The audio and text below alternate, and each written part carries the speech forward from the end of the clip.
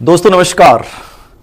बहुत से बच्चों के मैसेज आ रहे हैं कि सर बहुत तनाव महसूस हो रहा है, कुछ समझ में नहीं आ रहा। सर एग्जाम टाइम पे हो रही है, निश्चित रूप से टाइम पे हो रही है। फिलहाल की स्थितियां कहीं भी किसी प्रकार की भ्रम की स्थिति में आप लोगों को नहीं आना है।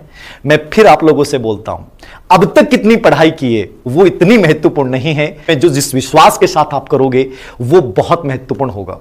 और मैं बार बार मैंने कहा है कि जो अंतिम समय में जब युद्ध अंतिम दौर में होता है, याद रखना, वहां आपका विश्वास, वहां आपका एटीट्यूड, वही आपके काम आता है। कोई भी कंपटीशन कॉन्फिडेंस से जीता जाता है। और मैं आपको बार बार इस चीज को बोल रहा हूं कि आपका एक कॉन्फिडेंस नहीं गिरना चाहिए। आपने बहुत पढ़ाई की है, आपके सामने परिस्थितियां भी खराब रही होंगी, आपके घर में कोई हादसा हो गया होगा, लेकिन मैं फिर कहूंगा उस अभ्यास को जारी रखना है, उस प्रैक्टिस को जारी रखना है जो थॉर्नडाइक ने बताई, जो थॉमस एल्वा एडिसन ने प्रयोग किया।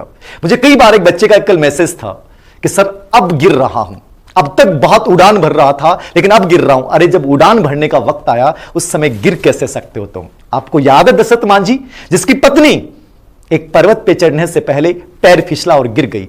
वो दशरथ मांझी जिसके दिल में पत्नी की पीड़ा थी, वेदना थी, उसी दशरथ मांझी ने इस चीज को बताया कि दुनिया में जब आप पॉजिटिव एटीट्यूड के साथ आप किसी चीज को करने के लिए तैयार होते हैं तो ये मान के चलिएगा कि सक्सेस आपके कदमों में घूमेगी। उस दशरथ मांझी के पास क्या था? उसके पास एक छोटी सी चीज थी और वो थी छेनी और एक था हथौड़ा। सोचिए, जिस सरकार ने उसको मना कर दिया कि कभी भी इतने बड़े पहाड़ को चीर के रास्ता नहीं बनाया जा सकता, उसी दशरथ मांझी ने अपने विश्वास से इस बात को प्रूव किया कि यदि आपका एटीट्यूड गजब का हो और आप में हार ना मानने का जुनून हो और आप में विल पावर गजब का हो, उसी दशरथ मांझी ने 22 साल लगे। कितने साल लगे? 22 साल लगे साहब। उस पूरे 55 किलोमीटर लंबे पहाड़ को चीर डाला। क्या कर डाला? चीर डाला।